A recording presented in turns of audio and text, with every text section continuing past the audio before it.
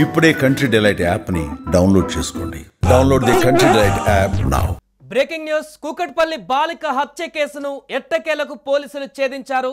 సహస్రను 10వ తరగతి బాలుడు హత్య చేసినట్టుగా పోలీసులు గుర్తించారు. సహస్ర ఇంటి పక్కన బిల్డింగ్ లోనే బాలుడు ఉంటున్నట్టుగా తెలుస్తుంది. బాలుడిని కూకట్పల్లి పోలీసులు తాజాగా అదుపులోకి తీసుకున్నారు. దీంతో సహస్రని అత్యంత దారుణంగా చంపింది ఒక 10వ తరగతి బాలుడు అనేటువంటి విషయం వెలుగులోకి వచ్చింది. ఇంట్లో చోరీ కోసమని వెళ్ళినటువంటి ఆ బాలుడు ఆ యొక్క చోరీని అడ్డగించడానికి సహస్ర ప్రయత్నం చేయడంతో సహస్ర పైన కూడా విచ్చలవిడిగా కత్తితో దాడి చేసి తనని విచక్షణ రహితంగా చంపి అక్కడి నుంచి పరారైనట్టుగా తెలుస్తుంది.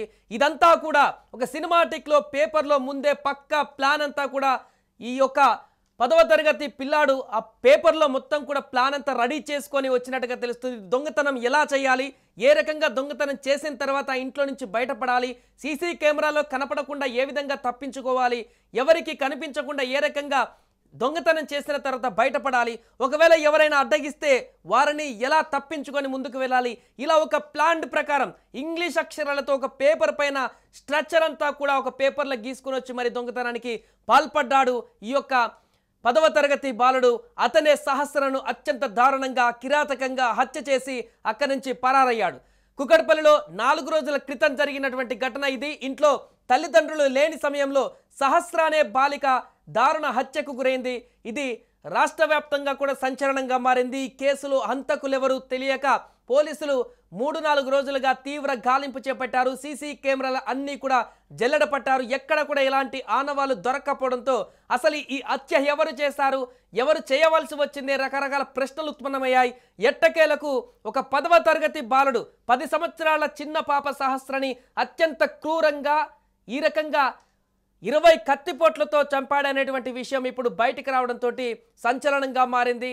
అంటే ఇదంతా కూడా సోషల్ మీడియాలో చూసి నేర్చుకొని ఈ రకంగా ప్లాన్ చేసుకున్నాడా, లేకుంటే ఇప్పుడున్నటువంటి టెక్నాలజీ ఆధారంగా ఆ పిల్లోడు మొబైల్కి అట్రాక్ట్ అయ్యి ఇదంతా నేర్చుకొని చేశాడా, ఏ రకంగా చేసినా కూడా ఇంత దుర్మార్గమైనటువంటి ఆలోచనకి ఆ బాలుడు ఎలా మారాడనేది కూడా ఇప్పుడు అందరినీ భయకంపితులుగా గురిచేస్తుంది.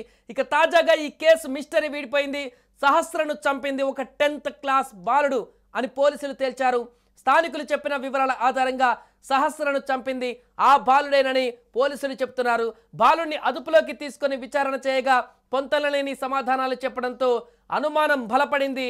దీంతో ఇంట్లో దొంగతనానికి వచ్చినటువంటి 10వ తరగతి బాలుడు అక్కడ దేవుడి పటాల వద్ద ఏదైతే హుండీ ఉందో అక్కడ డబ్బులను 80,000 రూపాయలను దొంగలించి అక్కడి నుంచి వెళ్ళడానికి ప్రయత్నించే క్రమంలోనే సహస్ర చూసి ఆ బాలుడిని అడ్డగించేటువంటి ప్రయత్నంలోనే ఆ బాలుడు తీవ్రంగా సహస్ర పైన గొంతు పైన తన కడుపులో తీవ్రంగా కత్తులతో దాడి చేసి సహస్ర గొంతు నిలిమి ఆపై బ్రతికి ఉందేమోనన్న అనుమానంతో మరొకసారి కత్తితో గొంతు కోసి మరి అక్కడి నుంచి చంపేసి వెళ్ళిపోయినట్టుగా తెలుస్తుంది.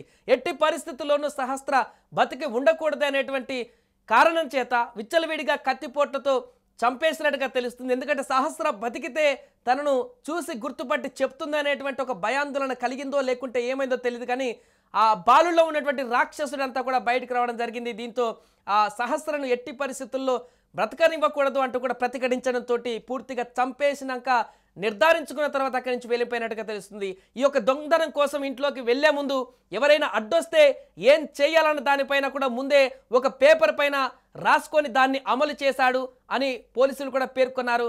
ఇంటిలో నుంచి 80,000 తీసుకొని పరారవుతుండగా సహస్ర అడ్డుకోవడంతోనే ఈ ఘాతుకానికి పాల్పడినట్లుగా ప్రాథమికంగా వెల్లడించారు. ఏదేమైనా కూకట్పల్లి సహస్ర మర్డర్ కేసుకు సంబంధించి కంక్లూజన్ అయితే లభించింది. ఎవరు చంపారు ఏంటి అనేటువంటి అనేక రకాల అనుమానాల మధ్య అనేక ప్రశ్నల మధ్య ఎట్టకేలకు ఒక 10వ తరగతి చదువుతున్నటువంటి బాలుడు ఈ రకమైనటువంటి మైనర్ బాలుడు 10 సంవత్సరాల సహస్రను ఇంత దారుణంగా చంపాడనేటువంటి విషయం బయటకు రావడంతో అక్కడున్న వాళ్ళందరినీ కూడా ఒక్కసారిగా ఉలిక్కి పడేలా చేసింది. నేటి పిల్లలు ఏ రకంగా మారుతున్నారనే దానికి ఒక ఎగ్జాంపుల్గా ఈ యొక్క కేసు కనిపిస్తుంది. 10వ తరగతి చదివే బాలుడు ఇంత క్రూరంగా, ఇంత దుర్మార్గంగా, ఇంత విచక్షణ రహితంగా కత్తితో ఒక పాపను చంపినటువంటి తీరు భయాందోళనకు గురి చేస్తుంది. ఇది నేటి తరం పిల్లలకి ఏ రకంగా ఇప్పుడున్నటువంటి సాంకేతిక పరిజ్ఞానం వారిని పక్కదారి పట్టిస్తుందేమో అనేటువంటి దానికి ఉదాహరణగా మారుతున్నటువంటి కేసుగా మనకు కనిపిస్తుంది. ఏదేమైనా కూడా సహస్రను చంపినటువంటి మర్డర్ కేసు మిస్టరీ అయితే వీడిపోయింది. ఒక 10వ తరగతి బాలుడు దొంగతనం కోసమని వచ్చి అడ్డగించినటువంటి సహస్రని అత్యంత క్రూరంగా చంపినట్టుగా పోలీసులు వెల్లడించడంతో ఈ కేసుకు సంబంధించిన వివరాలు అయితే ఇప్పుడు తెలుస్తున్నాయి. ఇంకా దీనికి సంబంధించి దర్యాప్తులో ముందుకు వెళ్ళిన తర్వాత మరిన్ని వివరాలు కూడా పోలీసులు వెల్లడించనున్నారు. తర్వాత ఆ బాలుడిని ఎలాంటి సెక్షన్లు నమోదు చేస్తారు, ఏ రకంగా ఆ తల్లిదండ్రులకు రియాక్ట్ అవుతారు, ఆ స్థానికులు కూడా ఎలా రియాక్ట్ అవుతారు అవన్నీ కూడా మనం చూడాల్సి ఉంది. ఏదేమైనా కూడా ప్రస్తుతానికైతే 4 రోజుల నుంచి నెలకొన్నటువంటి ఉత్కంఠకైతే తెరపడింది.